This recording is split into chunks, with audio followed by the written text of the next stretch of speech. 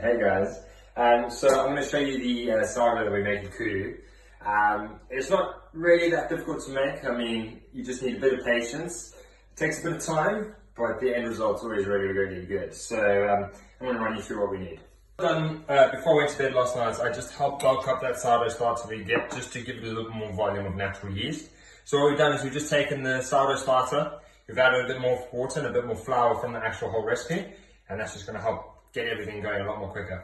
This sourdough, it's 4 simple ingredients. It's a bit of flour, a bit of salt, a bit of water, and a sourdough starter. If you don't have a sourdough starter and you want to give it a go, just send us a message. We'll show you how it's, or give you instructions how to make one. If you live near Kudu, you're more than welcome to just send us a message and you can come collect some. So I've added a touch of water to the salt just to help start dissolving that, and then I've added the rest to the actual flour mix. You're just going to give that a quick mix inside the mixer, not too long, maybe just until the water is all incorporated. And what that's going to do is going to help develop the gluten because we're going to let it rest for about an hour.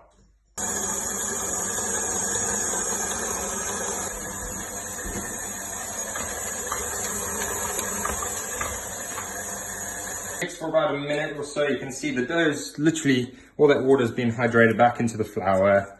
And literally what I'll do is just put a plate on top of the bowl and let it rest for an hour.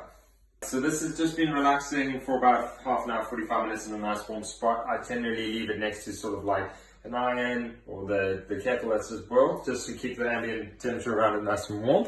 So as you can see, it's nicely relaxed. So what we're going to do is we're going to wet our hands again. I'm just going to lift it up from the sides.